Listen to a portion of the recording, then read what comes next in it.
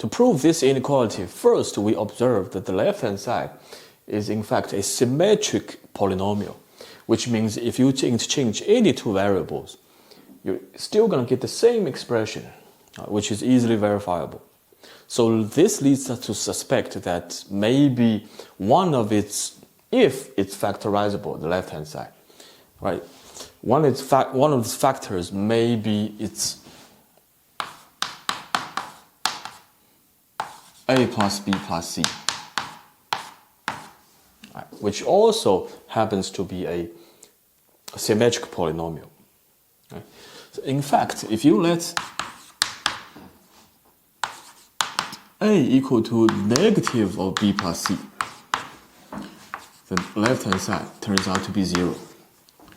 I'm just going to skip the details because it's easily verifiable. So this is really true, that this is a factor of the left-hand side. So what's the remaining factor? Right? Since both this and that are symmetric polynomial, so the remaining also has to be a symmetric polynomial. Right, so first I just write this k times a squared plus b squared plus c squared, which is a basic fundamental symmetric polynomial of degree of 4, 3 variables. We're going to determine k later. Plus m times ab plus bc plus ca, which is also a fundamental symmetric polynomial, degree of 3 variables. So if you multiply this with that, so k times a cube equals a cube. So looks like k equal to 1. So m is equal to what? M times ab times c, m abc. M times bc times a, another m abc. M times ca times b, another m abc. 3 m abc equal to this term. All right, so m has to equal to negative 1. Okay, so we can write it in this way, minus this term. Okay, so the left-hand side, right, if you want to verify, you can expand everything and see that really equals to left-hand side. Right, I'm going to skip the details because this is in fact true. So notice that we can almost, further factorize it if we see that we can complete the square by multiply by 2 and divide by 2. Because when I do that, I have 2a squared, 2b squared, 2c squared, and also minus 2ab, minus 2bc, minus 2ca. Right, so I can complete the square now. Plus b plus c times a squared is minus 2ab, a minus b squared, minus 2bc. Right, here I've only used 1a squared. I still have 1a. Here bc, I only used 1b squared. I still have 1b squared. Then I use c squared in this term. b minus c squared. Then minus 2ac. Here I've only used 1a squared. Here I have a squared also. C squared, I've only used 1c squared. Right, so here I have a squared, c squared also. So a minus c squared. Right, so to reach the right-hand side, first I'll just get rid of this term, greater than or equal to half times a plus b plus c times a minus b squared plus a minus c squared. Right, because this term is positive. Equal sign holds if b equals to c. But we'll discuss that later. So for this one, I'll apply this fact. for xy non-negative, I always have 2 times x squared plus y squared, always greater than x plus y, quantity square. This can be easily verified by expanding the right-hand side and subtract it. You get a perfect square. Equal sign holds if x equal to y. So this is my x, this is the y. So this greater than or equal to half. Perhaps I'll divide 2 over here. Then 1 over 4 down here.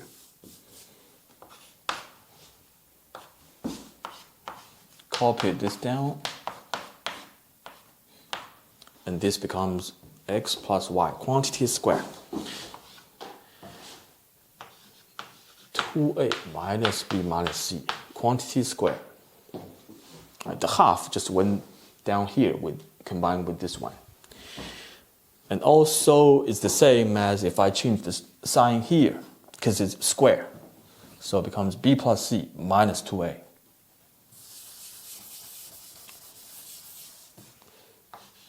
b plus c minus 2a.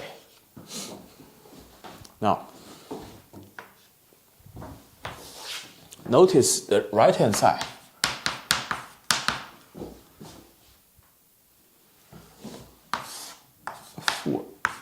B plus c minus 2a cubed. So here I have this exactly b plus c minus 2a. Same. Here I have a cubic term. There I have a square term. Here I have 1 over 4. I have 1 over 4 here as well. So all I need to show is that if I want to show that this bit is greater than this bit, all I have to show is that a plus b plus c greater than or equal to b plus c minus 2a. Because the square term is non-negative. 1 over 4 is non-negative. If I take out the square term, I still have this, this term left. A plus c, a plus b plus c is that one. If this is true, you multiply 1 over 4 times square term, you get that bit is greater than or equal to this bit. And this is obviously true because you subtract this 1 over here, you get 3a. Of course, it's greater than 0, because that's given condition. So really, the left-hand side is bigger than the right-hand side. Because this is my left-hand side. I started from here. Factorized, then perfect square. I got rid of this term, loosened inequality. Apply that fundamental inequality, I get this. Left-hand side further loosened. So this is true. So that left-hand side is really bigger. So when does equal sign hold? That's the question. Like I mentioned, first of all, we use this inequality. I got rid of this term. This equal sign holds if this term equal to 0. So first of all, I have to satisfy b equal to c. This, to begin with, this has to be satisfied. Then this inequality, I apply this fundamental inequality when x equal to y. That's when equal sign holds. So x equal to y, b equal to c also. Same. So what happens to a? What happens to a? I need this equal sign to hold. So maybe, cancel out this one. So a equal to 0. If I let this equal to sign equal. But what if a is not equal to 0? What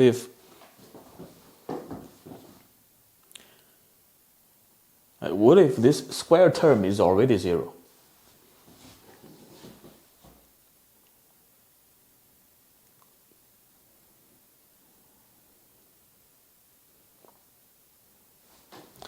right? If this square term is already 0, which means, so b equal to c, 2b equal to 2a, a equal to b also. Right? If a equal to b equal to c, right? Could that work? Right? I say that here the right-hand side this time becomes what? 0. Right? The left-hand side